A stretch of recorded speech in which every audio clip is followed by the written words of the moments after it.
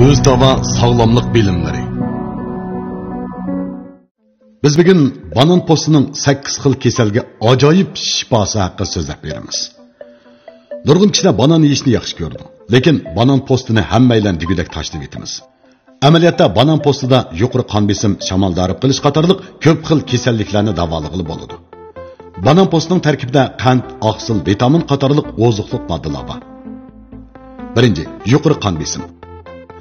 Banan postidan 30 dan 60 grammgacha elib qaynatib ichib berganda qon besimini davolaydi. Ikkinchi, shamoldorib qilish. Yangi banan postidan 30 grammni qaynatib suyini choy o'rinda ichib berganda qon tomirlarini ravonlashtirib, shamoldorib qilish va yurak kesilining oldini oladi. Uchinchi, so'galni davolaydi. Banan postini so'gal yuziga surkiganda yumshagandan keyin o'zligidan tushib ketadi.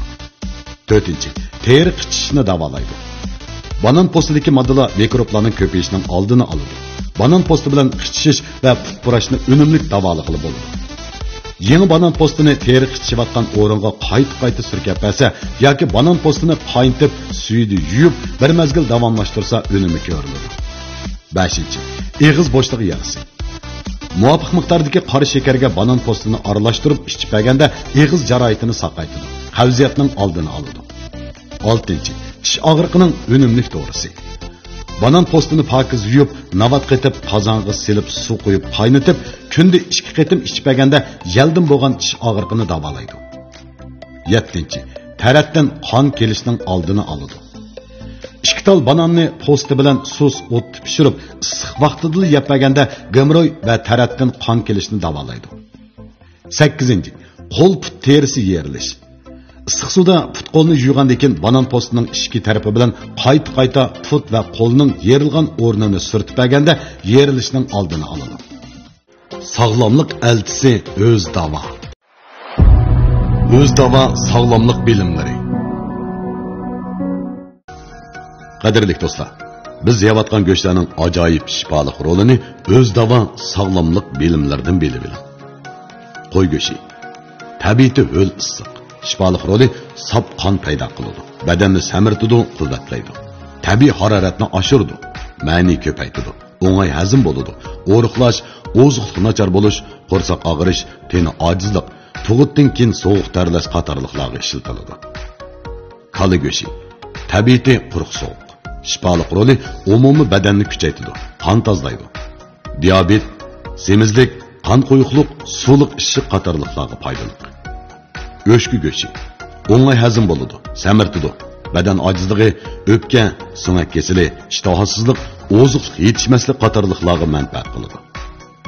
Toshqon go'shti tabiiy quruq issiq shifoliq roli badanni quvvatlaydi, suylik va ma'ni tutadi. Oson hazm bo'ladi. Palach, laqva, tutqoqlik, yurak qo'zg'alish, a'zolar titrash, sovuqdan bo'lgan paytatish qatorliqlarga manfaat qiladi. To'xo go'shti tabiiy mo'tadi. Shifoliq roli yengil, singishlik, oziqlik qimmati yuqori, ruhni urg'utadi, miya va yurakni quvvatlaydi, tarafni yumshatadi, qo'rsoq og'riqi va uchay og'riqlarini pasaytiradi. Ishiqni yondiradi. Har xil hazm kasalliklari, faoliyat, yuqori qon besimi, miya ojizligi qatorliqlarga manfaat qiladi. G'oz go'shti tabiiy ho'l issiq shifoliq roli baxni va badanni quvvatlaydi, uyqu keltiradi. To'salg'ularni ichish, qonni jonlantirish, badan ojizligi, nerv ojizlik, laqva, istirxo qatorliq sovuqdan bo'lgan kasalliklar va sovuqchan kishilarga mos keladi. O'rdak go'shti tabiiy quruq issiq shifoliq roli badanni quvvatlaydi, samirtidi, ishtahoni ochadi. Badan ojizlik, o'riqlash, ishtohasizlik qatorliq kasalliklarga yaxshi manfaat qiladi. Kaptar go'shti tabiiy quruq issiq shifoliq roli yashanganlar, teni ojizlar, diabet kesili, nafas siqilish, böğrek xizmati ojizlash, a'zolar titrashga manfaat qiladi. Sap qon paydo qiladi, böğrekni kuchaytiradi. Böğrek va suydik yo'ldagi toshlarni ezib chiqaradi, qichishqoqni pasaytiradi.